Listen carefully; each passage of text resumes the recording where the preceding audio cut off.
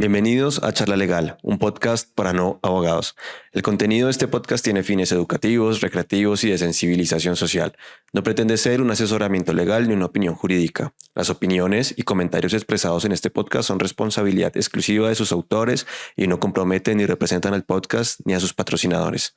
Este podcast está dirigido a un público mayor de 18 años o, en su defecto, que esté acompañado de un adulto responsable.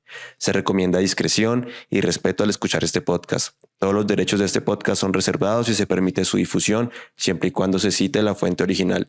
Gracias por escuchar Charla Legal.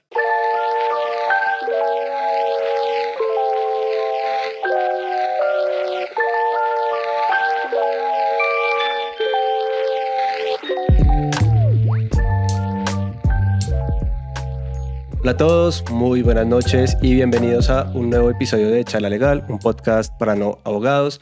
El día de hoy tenemos un súper invitado. Seguramente ustedes, la comunidad que se ha creado alrededor de este podcast, lo conocen, lo siguen de alguna parte. Es una persona que realmente es un referente en todos estos temas de innovación legal desde hace mucho tiempo en Colombia y pues en Latinoamérica. Voy a ir dejando que lo vayamos viendo. Ya lo estamos viendo en este momento. Él es José Torres. José, bienvenido. Que nota que estés acá en Charla Legal y pues me hace una ilusión tremenda tenerte acá.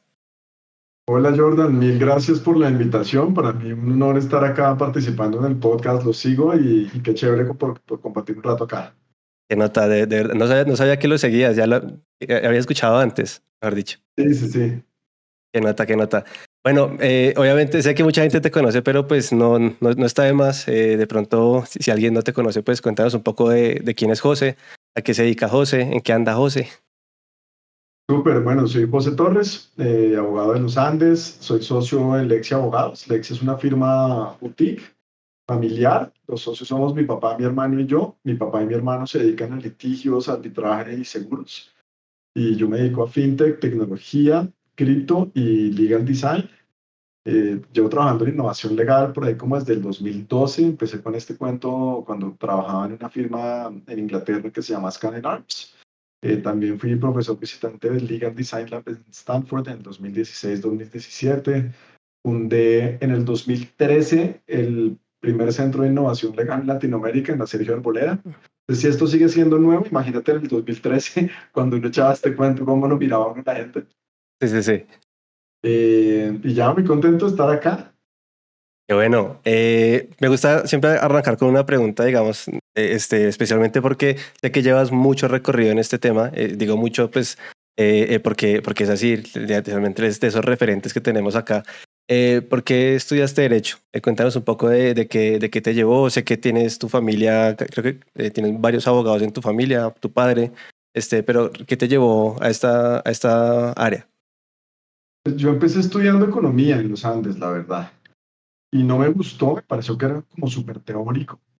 Y en los Andes a uno le toca ver obligatoriamente una materia a todo el mundo, excepto a los abogados, que se llama Constitución y Democracia, donde uno le explica como la Constitución. Y esa clase me encantó. Y ahí dije como, uy, de pronto lo mío es más como por derecho. Y ahí me pasé a derecho. Me pasé a derecho cuando iba a entrar a quinto semestre. Y pues arrancando desde ceros. Y nada, me pasé a derecho y me encantó, pero fue por esa clase, como esas casualidades de la vida. Y también un par de materias como de ciencia política sobre estructura del Estado, que también me gustaron un montón. Y dije, no, vamos a hacer más por derecho que por economía. Y ahí me pasé y pues abogado feliz. ¿Y qué te hizo seguir, digamos? Sé que la gente que generalmente se pasa para este lado de la historia generalmente llega en un punto en el que pelea con la propia profesión. En tu caso, ¿qué fue lo que te hizo pensar un poco en un derecho diferente? Cuando varias cosas, yo siempre he sido como muy curioso, siempre he leído mucho. Cuando estuve en Suiza, trabajé en una época en la Organización Mundial del Comercio, en la edición legal. Me acuerdo que le pregunté a una amiga que trabajaba en McKinsey, Andrés Zuluaga, como que me diera como tips y metodologías que usaban en McKinsey que a lo mejor me podían servir. Me pasó un par y me ayudaron un montón. Y después me fui a Londres a trabajar en una firma que se llama Skadden Arps. Y ahí me empecé a meter mucho en la escena de diseño por un buen amigo que se llama Gabriel Soto y una buena amiga Isabel Pradilla, que es esposa de un amigo muy cercano, de Mateo Ferrero. Y empecé a leer mucho de diseño. Justo en Inglaterra en ese momento estaban pasando el Legal Services Act que liberalizaba un poquito la profesión y me compré en ese momento el libro de Richard Susskind, esto fue en 2010. que la había sacado en 2009, que se llamaba The End of Lawyers, y como que todo eso empezó como a resonar en mi cabeza, empecé a meterme a como a bootcamps y a cosas de diseño en Londres, a eventos de startups, y siempre estaba pensando en, bueno, esto que aprendí en este bootcamp, ¿cómo lo puedo aplicar en arbitraje? Que era lo que yo hacía. Esto que aprendí, ¿cómo lo puedo aplicar en mi profesión? Y ahí de a poquito fue como armando mi propia teoría de innovación legal. Y así fue que arranqué, la verdad. Y tú, digamos, ¿cuál es el área que, digamos, de la innovación, qué es lo que más te lleva? O sea, digamos, yo te he visto mucho con el tema de justamente generar experiencias alrededor del diseño para el derecho y demás. ¿A ti qué es lo que más de pronto te parece que puede llegar como a transformar también, digamos, la experiencia de los usuarios cuando están en contacto con un abogado, están en contacto con algo pues de este entorno, ¿no? Que generalmente casi que podemos decir que muy pocas veces es satisfactorio. De acuerdo. A mí el área que más me gusta es la de legal design, que es esta mezcla como entre diseño y derecho para hacer pues, derecho centrado en las personas y derecho que todo el mundo pueda entender. Y eso aplica como para contratos, términos y condiciones, regulación, o sea, decretos, leyes, sentencias. Y a mí esa área me apasiona porque pues, en Colombia no vivimos en un estado de derecho, uno quiere respetar la democracia, las instituciones, pero es muy difícil hacer eso si uno no entiende nada de lo que dicen las leyes y lo que dicen los decretos y lo que dicen los contratos. Entonces, si no encontramos una forma de lograr que las personas entiendan cuáles son sus derechos y sus responsabilidades, pues va a ser muy difícil tener como una democracia que camine y que funcione, porque no entender el derecho le pone trabas a las personas de bajos recursos para acceder a subsidios, a salud, a cosas de ese estilo, acceso a la justicia, también traba mucho los negocios, que pues, todo el mundo quiere que las empresas crezcan, más empleo, pues, ¿no? Más empleos, más pagos de impuestos, más impuestos es un Estado que ojalá pueda proveer más bienes y servicios y apoyar a la población más necesitada. Entonces, por eso como que en la firma tenemos la obsesión de crear nosotros llamamos mejor derecho, básicamente, y es un derecho que sea útil, que sea sencillo, que sea usable, que las personas lo puedan entender y que nos ayude a cumplir sus objetivos. No, eso está súper interesante porque justamente plantea la importancia que tiene a la larga lo que podemos llamar un buen ejercicio del derecho y es justamente el impacto que eso tiene en el país. O sea, uno a veces piensa que lo que hacemos los abogados, lo que pasa en la administración de justicia, que no tiene nada que ver con que el país crezca, con que tenga mejores oportunidades, con que seamos, digamos, mucho más, qué sé yo, progresemos, ¿cierto? Y a veces, y creo que tiene todo lo contrario, ¿no? Mucha relación. Claro, claro, es que lo que te digo, o sea, un sistema legal que sea complejo hace que sea más difícil hacer negocios, pues tenemos menos empresas, la competitividad del país es menor y la frustración con el sistema es todavía mayor, porque la gente dice, bueno, pero ¿por qué no puedo? Supuestamente tengo unos derechos, de pronto hay un par de entidades que están listas para darte las cosas que necesitan y por trámites, por leyes, por decretos, por resoluciones que nadie entiende que hayan trabas, eso no tiene sentido. Entonces, eso es lo más increíble, es que no tiene ningún sentido que por hacer derecho complejo la gente no pueda cumplir sus objetivos.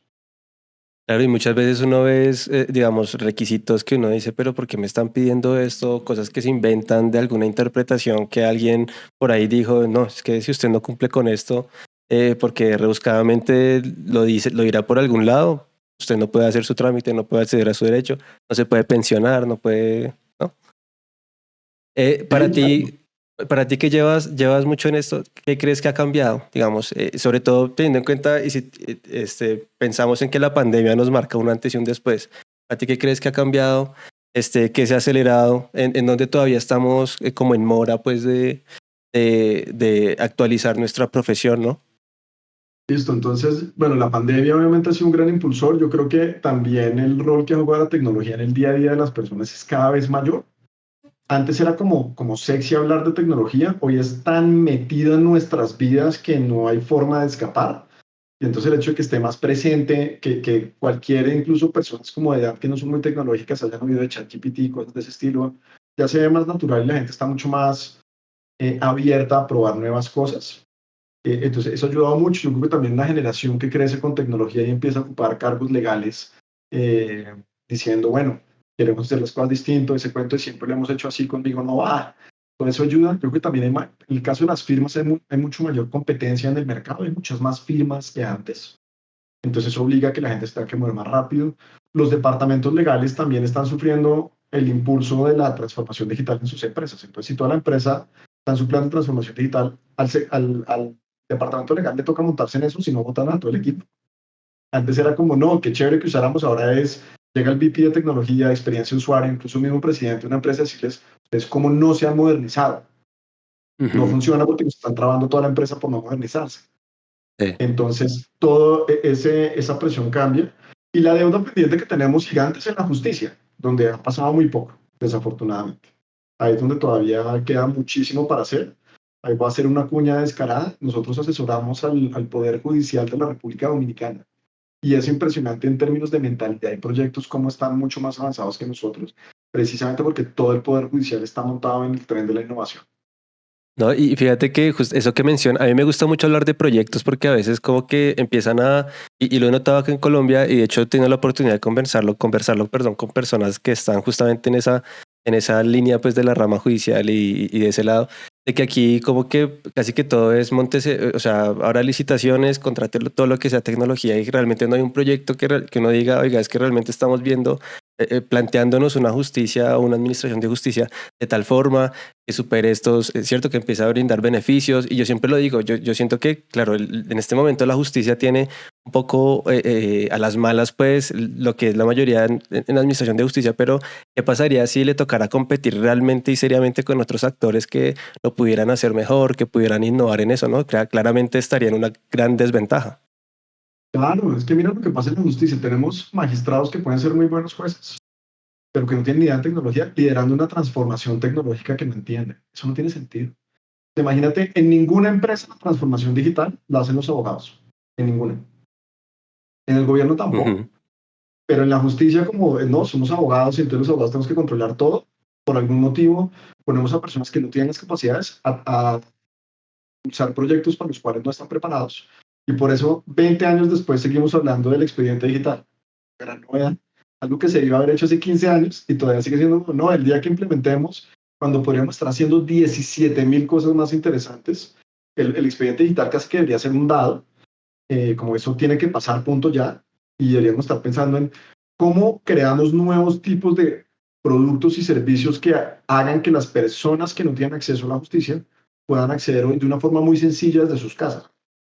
Claro, y es que justamente, por ejemplo, no sé tú cómo lo veas, pero, por ejemplo, en muchos asuntos de esta índole, pues a veces sucede que realmente no hay como, y me pasó, por ejemplo, en otro podcast, no voy a decir aquí el nombre, pero como que siento yo que me gané un enemigo porque dije, oiga, yo no entiendo por qué hay gente que está gerenciando recursos de la justicia y demás, que no tiene un pensamiento de proyectos, no tiene como muy claro cómo plantear este tipo de cosas, sobre todo porque para mí son temas mucho más gerenciales, mucho más de realmente entender desde otras perspectivas pues el problema que tenemos.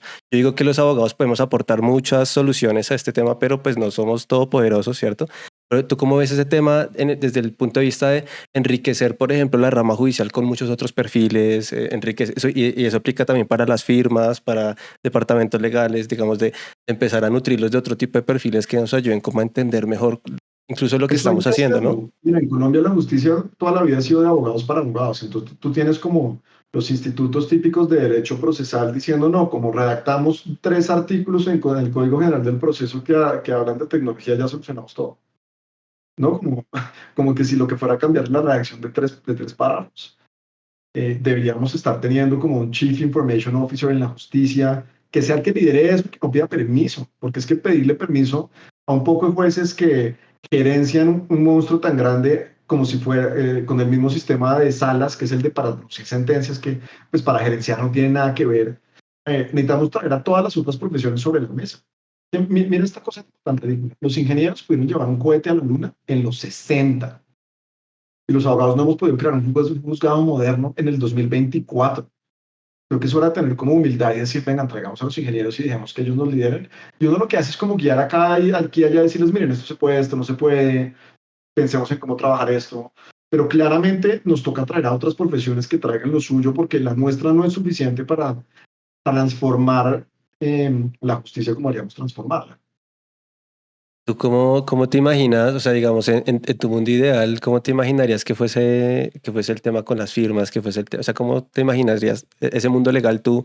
Y sobre todo también, yendo, porque es algo que a mí a veces me han preguntado como, venga, ¿usted cómo se imagina de aquí a 5 años, digamos, de aquí a 2030, pues, el derecho? Y para mí es muy difícil pensar porque creo que han cambiado muchas cosas, pero creo que todo o gira alrededor de inteligencia artificial o gira alrededor de lo mismo, pero realmente no un cambio propiamente en nuestra profesión.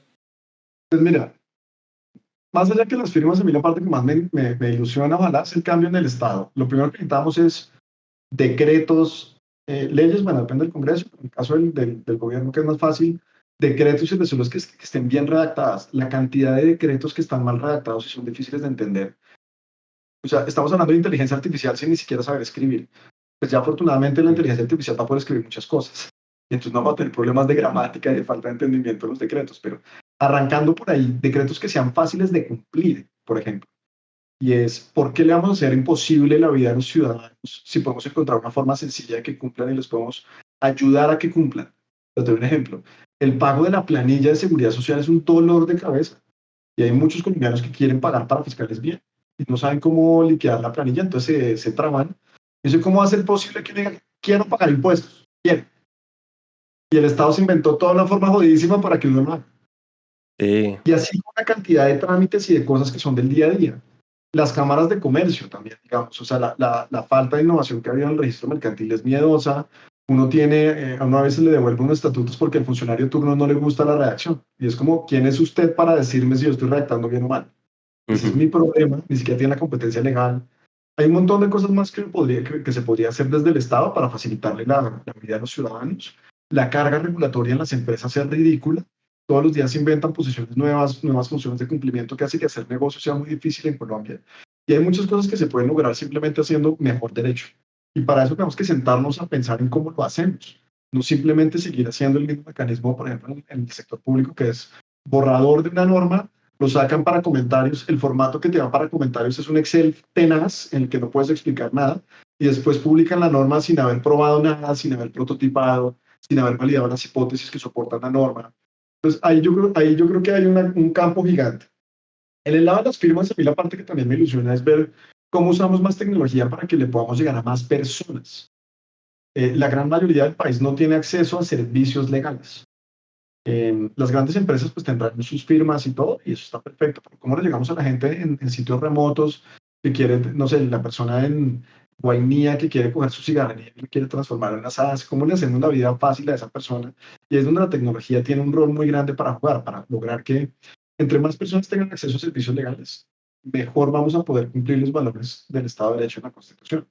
Y ahí la tecnología juega un papel gigante. Y el otro lado que estamos esperando que la magia ocurra es en la educación legal.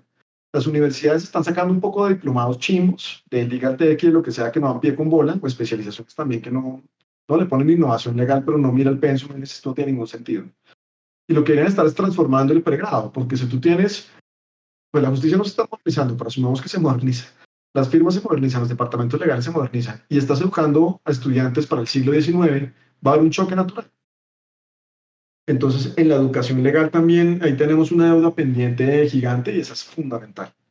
Y sobre todo, especialmente, yo no sé, pero es importante decirle a las facultades de derecho que pues justamente el sector que más está viendo afectado por el uso de tecnología son los que se están recién egresando de sus escuelas y pues, digamos, para empezar, no están capacitados en usar herramientas de tecnología, mucho menos en pensar en que, oiga, pues metámonos en proyectos de esta índole de innovación, presentar otras cosas, hacer propuestas, ¿no? Innovar y realmente es complejo porque si por ejemplo pensemos en que la brecha sea usted ya tiene que tener una serie de habilidades digitales y de ahí para arriba pues hay mucho recién egresado que va a entrar en clara desventaja, ¿no? Claro, y el problema es que tenemos pues profesores que no tienen ni idea de tecnología, pues que obviamente van a decir, no, como yo no sé, entonces no enseñemos porque entonces me reemplazan. Eso es un rollo. Mira, en las universidades es tan ridículo el tema, con el cuento de la investigación y los rankings, que si yo hiciera un doctorado en Derecho Romano, puedo aplicar un puesto de tiempo completo en la universidad. Si soy el socio de la firma más exitosa de Colombia, sin doctorado, ahí no me contratan, porque no les gusta a uno. O sea, es mejor que uno tenga un doctorado en algo que vale huevo. Y ahí uno sí tiene derecho a educar. Pero si uno es un profesional y un abogado muy exitoso, como que uno es un ciudadano de tercera para las universidades y no lo contrata.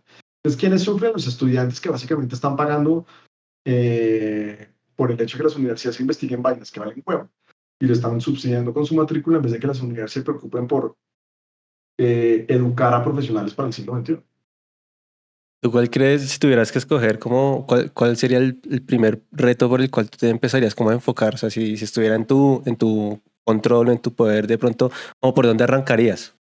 Si tuviera todo el poder, los superpoderes para hacer todo lo que yo quisiera, me encantaría la justicia. Sí, Eh, es el que más me gusta y después la educación legal. Creo que el más fácil es la educación legal, es que la sí, voluntad es muy poca. Pero sí, ese sí. es el más fácil, es el que más debería tener incentivos.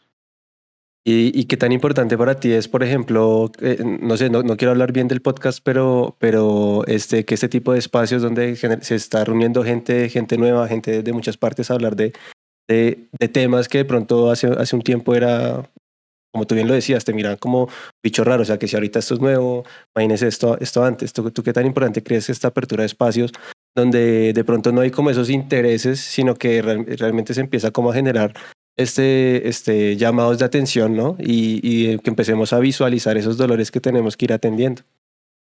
Es súper importante porque pues nadie tiene por qué ser experto en todo. Entonces uno no espera que todo Ujú. el mundo sea experto en innovación legal o en innovación en la justicia o lo que sea.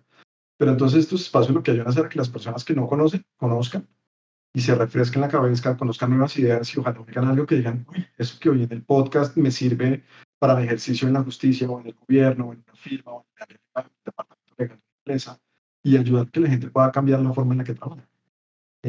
Y pues no, hoy un podcast es sencillo, uno lo puede ir caminando en el carro, yendo a la oficina, los que hacen deporte, pues no te quita mucho. Pues tiene esa gran ventaja y uno le puede llegar a muchas personas pues de la forma más barata y gratuita posible. O sea, este podcast lo puede ir alguien desde La Guajira hasta la puntica del Amazonas y no cuesta nada. Entonces, le podemos llegar a muchas más personas que digamos con los libros es más difícil y por eso me Ujú. encanta el formato. Súper. Y de pronto tú, hablando un poco de habilidades, que también me gusta como generar esas guías en cuanto a la gente, especialmente porque, digamos, yo tengo una comunidad muy diversa, digamos que uno pensaría que o hay personas que piensan que este podcast lo escucha gente muy joven, realmente es muy diverso, es gente que realmente como que quiere de alguna forma, de pronto como pulirse o ver qué está como en tendencia. Pero para ti, ¿qué habilidades hoy en día son infaltables en un abogado? O sea, para ti, que tú veas, para ti, ¿qué es crucial? O sea, ¿qué hoy en día debe apuntar un abogado? Mira, digo ser muy empático y es poder entender las cosas desde el punto de vista de los usuarios. Y es saber que una persona pues, que no es abogada, no es experta, entonces no tiene que poder crear productos legales. Una persona que no sea experta y que funcione.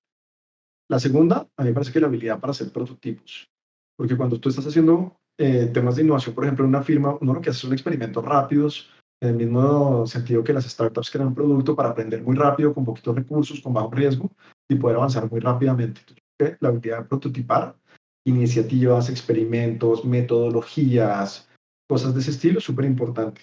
Hay una tercera que yo llamo la cacharrería y es la habilidad de jugar con una cantidad de herramientas. Hoy lo único que es tecnología, hay todas las herramientas de todos los colores y sabores. O sea, este podcast lo estamos haciendo en Discord, pero lo podríamos estar haciendo directamente desde YouTube o desde StreamYard, o, ¿no? Y deben haber 17 otras que no conozco. Lo que uno intenta como abogado es esa posibilidad de cacharrear, de curiosear, de jugar con los distintos programas para aprender solo, identificar qué funciona, qué me sirve, cómo puedo adaptar esto. Hay una cantidad de tecnología que no está hecha para los abogados, pero que es supremamente útil para los abogados. Si tú te metes, por ejemplo, a la página de Basecamp o de Asana, que son herramientas de project management, en ningún lado te dicen servicios legales, pero son supremamente útiles para los servicios legales. Entonces, esa habilidad como de poder jugar y cacharrear me parece supremamente importante. Y como ser curioso, ¿no? Es decir, porque Súper muchas curioso. veces, o sea, yo lo que me he dado cuenta es que, y que de hecho me enoja a veces un poco, y es que, no sé, pareciera que en el mundo jurídico, si una opinión la dice Pepito Pérez, y Pepito Pérez es el putas en algo, pues hay que creerle, ¿no? Y yo veo la ciencia, por ejemplo, cuántos años no se tardaron en demostrar un montón de cosas que dijo Einstein, y Einstein es el puto amo, o sea, de las mentes más brillantes que hemos tenido. Y no fue hasta el siglo pasado, a finales de la década de los 90, que pudieron comprobar muchas de sus teorías, ¿cierto?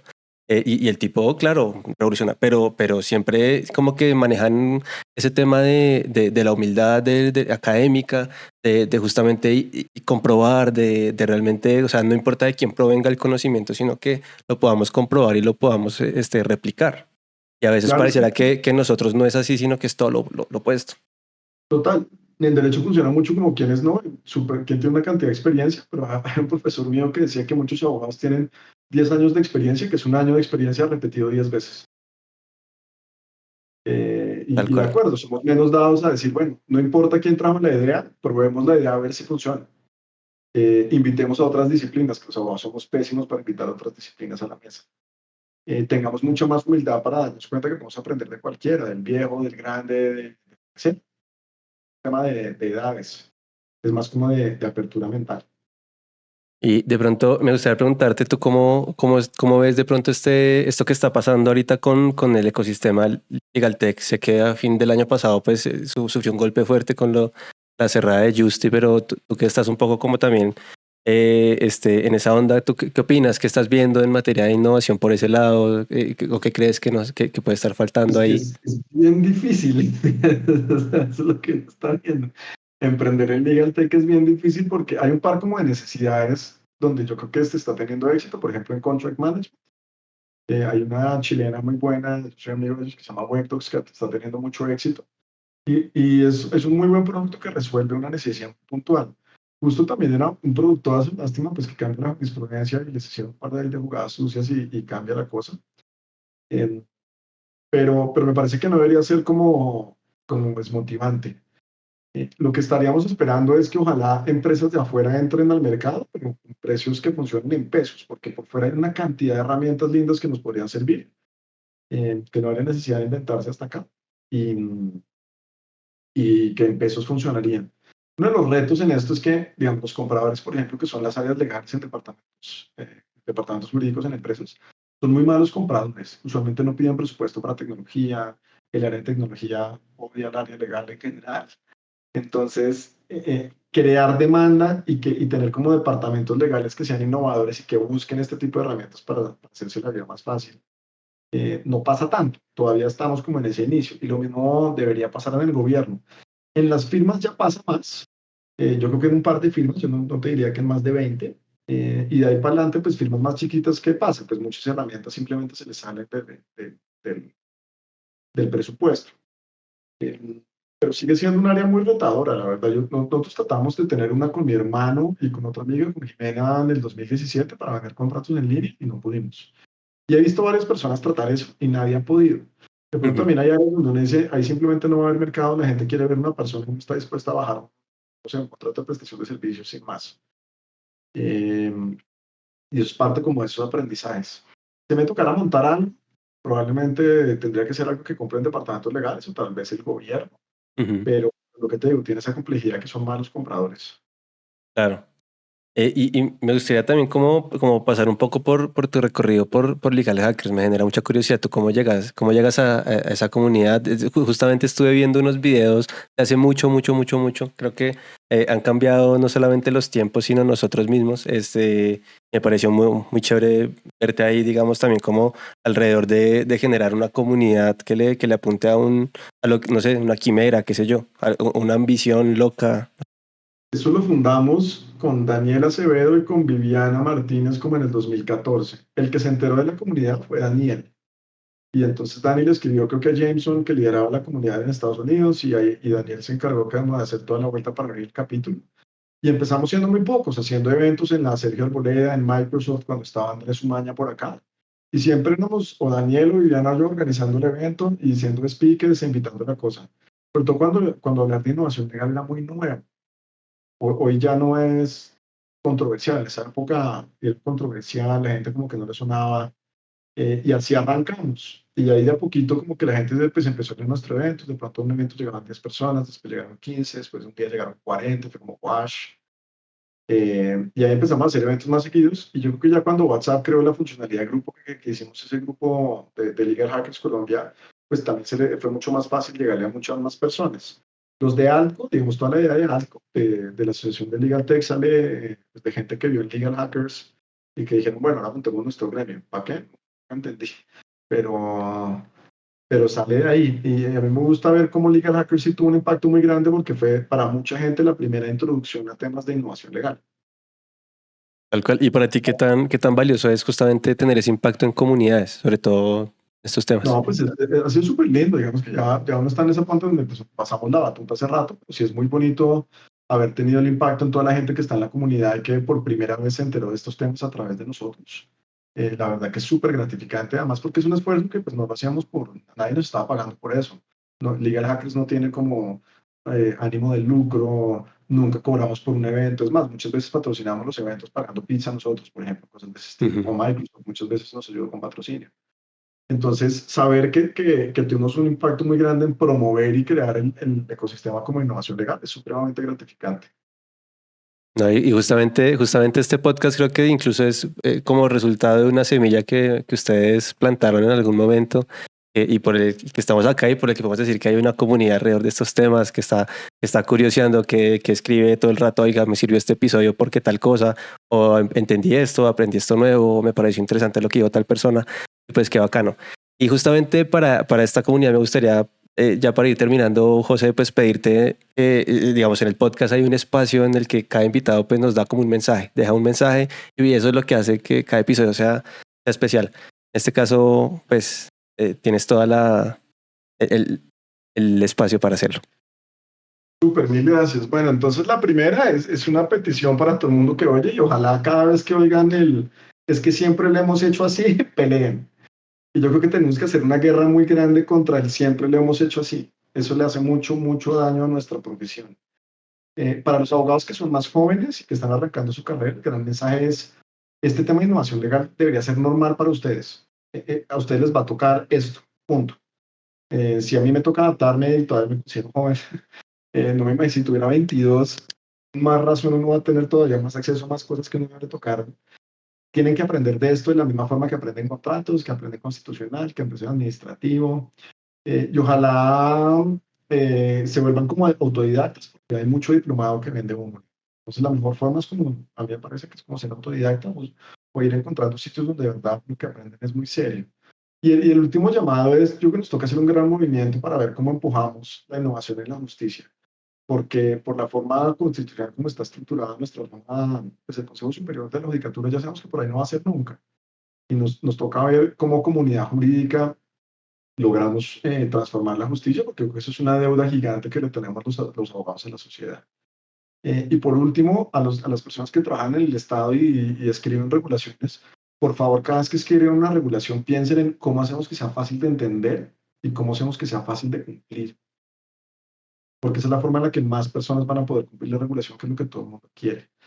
Entonces yo creo que esos serían los mensajes, ¿verdad? Qué bueno, muy valiosos y muy acertados. Yo comparto muchos de esos porque también siento que tenemos una gran deuda, que estamos en una etapa muy temprana en el que apenas nos estamos dando cuenta que, oiga, hay gente que quiere entender cuál es la situación jurídica de su asunto, que le cuesta, que va a un juzgado porque su abogado por alguna u otra razón no estuvo pendiente, qué sé yo, y se encuentra con un montón de cosas que no entiende, porque así mismo lo hemos hecho complejo para que solamente nosotros medio entendamos y medio, es como protegernos, ¿no? De cosas que la verdad no entiendo. O sea, yo siento que entre más fácil nos comuniquemos con la gente, hasta inclusive puede ser mucho más fácil nuestro propio ejercicio. Ojalá dejar de ver expedientes tan extensos porque hay abogados que redundan y yo siento que una persona que hace eso pierde como el toque de lo que quiere decir y pierde potencia en el argumento, ¿no? Pero bueno, esperemos que esto que soñamos algún día lo logremos y justamente pues ojalá este espacio sirva para que se empiecen a dar como este tipo de iniciativas. José, Ojalá, y este tipo de iniciativas como tu podcast me parecen como fundamentales para que ojalá el ecosistema se siga moviendo. Entonces, de verdad, felicitaciones por todo lo que estás haciendo por este lado. gracias a ti ¿verdad? Y felicitarte a ti porque justamente eres como ese referente que de pronto uno no está como tan...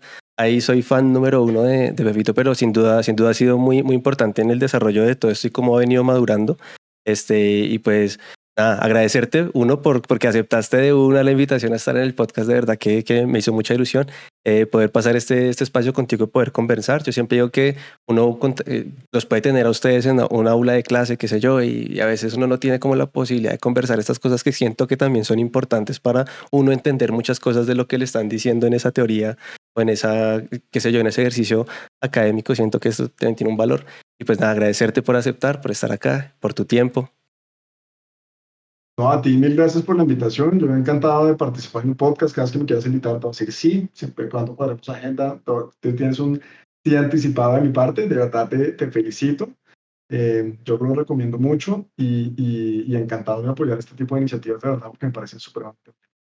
Ay, muchas gracias. Y bueno, pues a mi público de Charla Legal, para mí es un placer nuevamente acompañarlos en un episodio más.